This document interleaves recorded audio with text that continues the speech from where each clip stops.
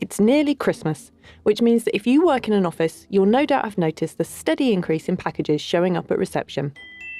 A quarter of UK shoppers do their shopping over what's known as the Cyber Weekend, that includes a weekend bookended by the American Black Friday shopping holiday and its online counterpart, Cyber Monday. Adobe Analytics data revealed last month that more than half of UK Christmas shopping budgets will be spent online this year. And why am I telling you all of this on a podcast about driverless cars and the future of mobility? Well, all those gifts need to make their way to people's doorsteps and under their trees somehow. Welcome back to Journey Makers, the podcast exploring not just what the future looks like, but how we're going to get there. Each month, we take on one of the big questions facing the future of mobility. And in this episode, we're talking about freight. And the big question we're asking is, how will driverless vehicles affect the future of freight? Now, freight is about much more than just Christmas presents and online shopping, of course. In fact, those packages arriving at your home or workplace are really just the tip of the iceberg. When we talk about freight, we're referring to the movement of goods in bulk. It's an industry that involves trucks, trains, ships and planes, as well as smaller modes of transport that carry items for the last few miles and metres. For the purposes of this podcast, though, we'll be focusing on the road side of things. Vans, lorries, that kind of thing. So, what does that look like at the moment? According to the Road Haulage Association, a trade body dedicated to the interests of the road haulage industry, 89% of all goods transported by land in Great Britain are moved directly by road. And even those goods not moved directly by road often make use of road haulage to complete journeys to and from ports, rail terminals or airports. As much as 98% of all food and agricultural products in Great Britain are transported by road freight, and 98% of all consumer products and machinery are moved by road too. The sector employs more than 2.5 million people, including as many as 600,000 who hold a goods vehicle licence. But the industry faces plenty of challenges too, not least because of a shortage of drivers. Figures on the driver deficit range from 45 to 60,000, and a combination of an ageing workforce and uncertainty about the UK's exit from the European Union threaten to make that situation worse. Freight is a highly competitive business that operates within tight margins, and this means that operational efficiency and cost reduction are vitally important. And in the face of some of these challenges, some have started to look to technology for a solution. One such technological solution is connected and autonomous vehicles, or CAVs. Hence our question this month: how will driverless vehicles affect the future of freight?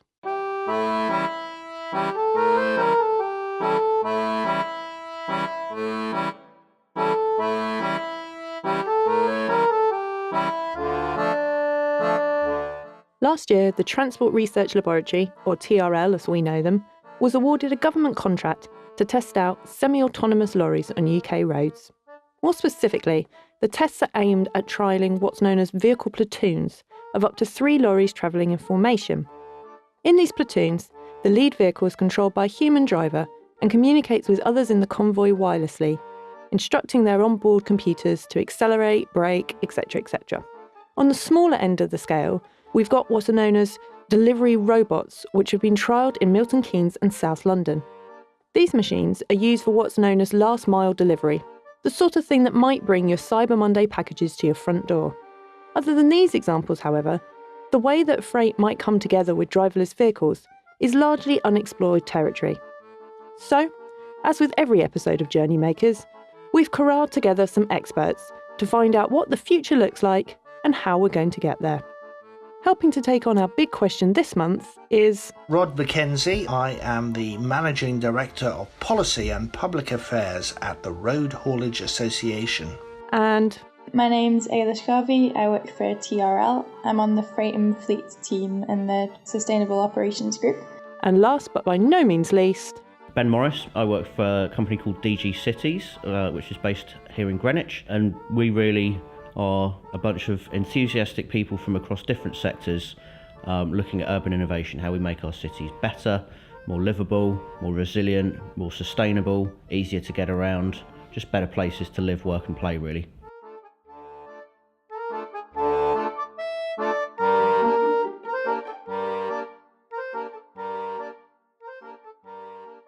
McKenzie at the Road Haulage Association argues that having driverless vehicles involved in transportation may still be a long way off. Well, I think that in the very long term, driverless vehicles may certainly have a role to play in transportation, but certainly not short term, because there are too many kind of obstacles towards truly driverless vehicles or autonomous vehicles at the moment. So it's an evolution. Rod says that there are a number of issues that would need to be tackled before driverless lorries could be considered a safe enough alternative. Safety, he says, is a primary concern. I think this whole thing raises a number of different issues and a number of different problems. One of the kind of simplest ones, if you like, is really the question of supervision and safety. At the moment, you could certainly have some sort of platooning exercise where a number of vehicles were travelling in a line, as it were, in a convoy. But you would need a driver in the truck, in the cab of each one, so that if something went wrong, he or she could take back control of the wheel and perform whatever manoeuvre was needed. And that's essential. As well as safety and supervision, Rod argues that lorry drivers have other roles to play beyond just driving their vehicles. Often in heavy haulage, you are dealing with a supply chain, a supply depot, another haulier's yard, etc. There are lots of different interactions. But certainly, you do need human beings, because you often need human beings to unload what there is on the back of the truck. Even if a lift grab is doing it, you need somebody to do some of the paperwork that's associated with that. And you certainly can't be seeing the end of lorry drivers as a profession anytime soon. And these roles, of course, differ greatly across the huge variety of goods being transported around the UK's roads. A van carrying organs for transplant, for instance, will require totally different treatment to a carriage filled with livestock or an oil tanker. Ultimately, Rod believes that a move towards autonomous lorries won't be something that happens quickly. It's not going to be a quick thing, as I say. This is something 10, 20, 30 years down the line. It's much easier to think of a world with autonomous cars or autonomous taxis or simple delivery drones than it is a 44-ton truck laden with goodies for a supermarket. You really do need a human to do that, and I think that we're some way away from the sort of future you're sketching out. And, Rod says, the role that freight plays in keeping the country ticking over is simply too important to ignore. The thing about the supply chain is you only notice it when it breaks down. Suddenly you get a few days of snow and you've got empty supermarket shelves, and the penny drops that lorries do vital work supporting the supply chain and keeping the British economy moving. But most of the time the supply chain works brilliantly. It's crewed very professionally. And the logistics people who run it are superb. So we don't notice the supply chain until and unless it goes wrong. Indeed. Many of the challenges that Rod outlines will only be solved with real-world testing and by bringing together people from across multiple different sectors. Building robust, connected test environments will be key to discovering the possibilities that cabs can offer the freight industry. TRL's Ailish Garvey also agrees that it will be a while before our lorries and vans are completely driverless, but suggests that as freight moves to incorporate more automation, the role of the driver might change too. Well, currently vehicles can't be completely driverless because legislation in the UK says that a driver must be present to take over control if necessary. But there will be a sort of shift in the nature of the job of that individual that's in the car away from being a driver and towards being more of a vehicle attendant. There is a danger that that might affect job satisfaction. However, there is an opportunity for drivers to be upskilled in other areas, which would allow the operator a better overall service, sort of training individuals in areas such as customer service, load security, or vehicle maintenance. So in our research on this, we found that companies we've spoken to so far have demonstrated a bit of an apprehension in the idea of removing the driver from the equation completely, even if that was allowed. because there's still a value to having someone in the vehicle to perform the handover of goods and to ensure the security of the load and of the vehicle. For Haulage, connected and autonomous vehicles are perhaps most interesting for the improved efficiency that they can offer. As I mentioned earlier, freight is not a high-margin business. It's also a business that operates on a huge scale, which means that even incremental marginal improvements can have a huge knock-on effect on anything from the economics of an operation to the impact that it has on the environment. In 2012, Sainsbury's announced that it will be shaving 11 millimetres off the cardboard tubing used inside its toilet rolls. The shrink was aimed at avoiding as many as 500 annual lorry trips from suppliers to stores. Small change, big impact. But this effect works the other way around too. When things aren't moving so efficiently, the negative impact can also be heightened. In the freight business, inefficient routing and deadhead, which refers to journeys made without any cargo on board, can prove costly. So at the moment, 30% of freight miles are driven empty. There are certain types of freight transportation where empty miles are just unavoidable. So for example, there are removals vans which need to arrive empty, petrol tankers which can't be backloaded. So there are some freight transports where you can't improve load utilisation. But there is a drive across the industry from an environmental and economic perspective to minimise the amount of empty miles driven without the use of autonomous vehicles. This has already led to collaborations between companies and the introduction of freight sharing platforms online where freight capacity can be identified and utilised to best effect. So really the problem of empty miles can't be solved until we have an improved knowledge of what gets shipped and when. AVs don't necessarily obviously assist this issue directly, but the benefit of AP freight does come further down the line with this when goods are getting delivered and the AV system is able to calculate the most efficient route to take. America's United Parcel Service, better known as UPS, is famed for its use of smart routing software. Routes are mapped to eliminate as many left-hand turns as possible, which means that drivers spend less time turning through oncoming traffic at a junction. The company says that typically only 10% of turns taken by drivers are left turns, and that this saves as much as 10 million gallons of fuel, 20,000 tonnes in carbon dioxide emissions, and, crucially for UPS, allows for the delivery of 350,000 more packages every year.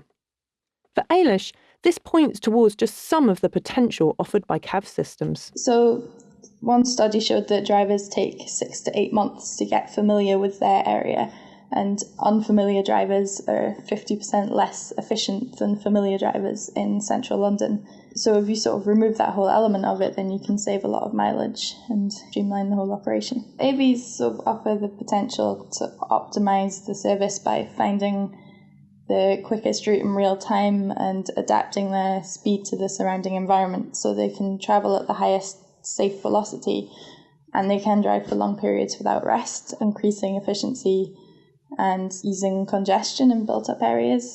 Ultimately, it's about increasing efficiency and the positive impact that could have on the UK's productivity and, by extension, its GDP.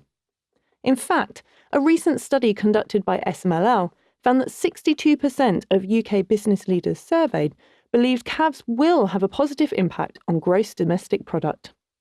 And perhaps, says Haulage, this same kind of thinking could be applied to a more multimodal transport mix. Demand for freight, especially in urban areas, is increasing as people are shopping online more and expecting home deliveries in shorter timescales.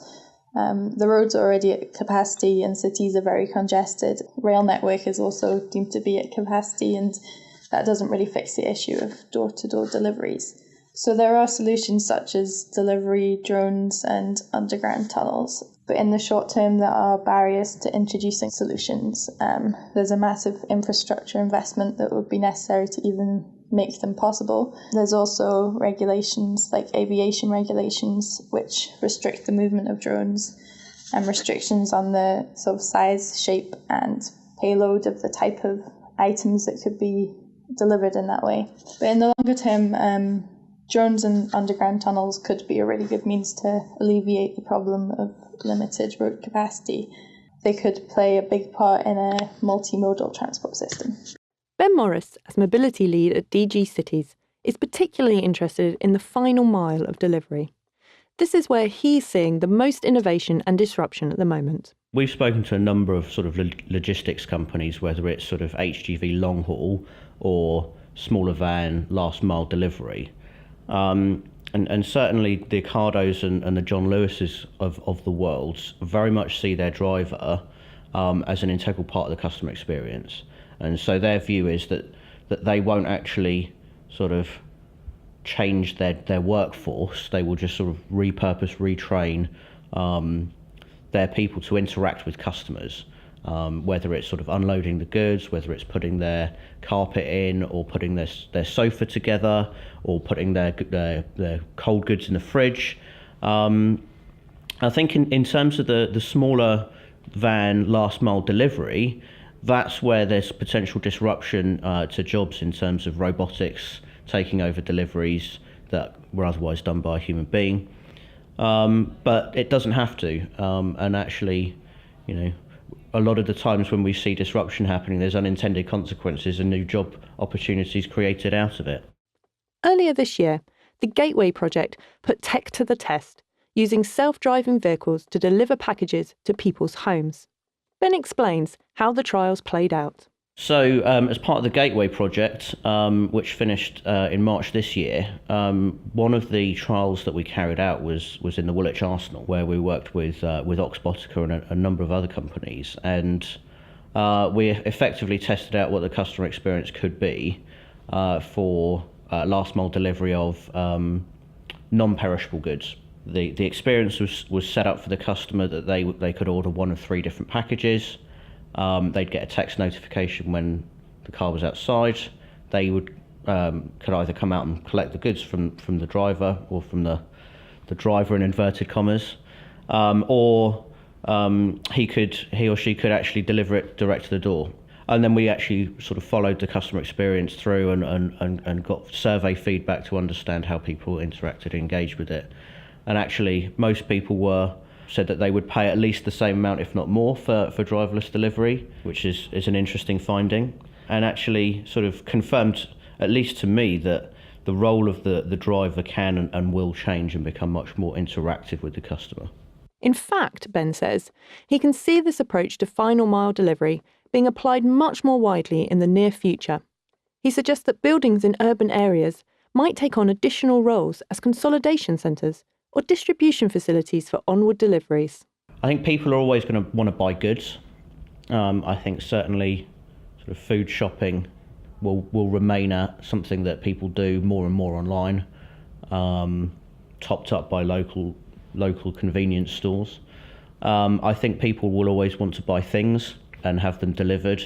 So there will always be a logistics industry. In terms of how it looks, I think there will always be long haul to get good, large goods and large amounts of goods between locations quickly. In terms of the last mile, I think there'll be more and more sort of consolidation closer to where people live. Certainly if it's tower blocks, it could be, tower block by tower block consolidation and robotic delivery within. If it's more sort of dispersed community, there could be a centralised hub with robots sort of driving around, maybe even during the day or maybe even at night time. And as for other emerging technologies like delivery drones, well, Ben's not quite so convinced. I think drones will continue to remain very niche in terms of the types of goods that they deliver. They're not well suited for carrying more than one thing. They are well suited for carrying one thing from location to location very quickly and reliably. So for things like organs, I think drones will remain sort of mode of choice. But I can't see hundreds or thousands of drones landing on top of tower blocks, Blade Runner style, in the near future. And then, of course, there's other aspects like the great British weather, gates and bin day to contend with too. The trial, the last mile delivery trial that we did in the Woolwich Arsenal, actually, we had to open the gates to allow the vehicle in. That was a manual process. There's also had trouble navigating around some of the bins on bin day, which was quite funny and interesting. Sort of challenge, unanticipated challenge. There's issues around weather. What if it's snowy? What if it's icy? Are people actually going to be sort of, when it's a ubiquitous thing in terms of driverless deliveries, are people going to think that it's that special, or are they just going to sort of, does it create a new norm? Are people going to want to come out to grab their stuff, or are they still going to expect people to bring it to their door? All of those things sort of, I think, still need to be explored. But all of this talk of tower blocks and roads crowded on bin day raises another potential issue. What about our rural and more remote areas? Those places that don't benefit from the same connectivity, infrastructure and investment as our cities. This is perhaps a question for another episode of Journey Makers, but Ben did have some thoughts on this issue too. He suggested that advances in new technologies like 3D printing could reduce the need for long-haul deliveries and help create more self-sustaining communities. But at some point, he believes, policymakers will need to act on the growing digital divide between urban and rural areas. I mean, I think there's always been a sort of tension between the pace of development in cities versus rural areas. We've seen that with telecoms. I think we will continue to see that, and if we want to combat that, then we need to understand that if the services we provide in cities work for cities, then they probably need to either subsidise or supplement that sort of level of service for suburban and particularly rural areas. That's where the role of sort of government, policymakers, regulators need to be involved proactively in this market space, so that it's not just city-centric. All this talk of policy is probably a good opportunity to plug our previous episode. So, yeah, if you haven't already, then I'd suggest you go back and take a listen to how our experts tackled the issue of legislating for driverless cars.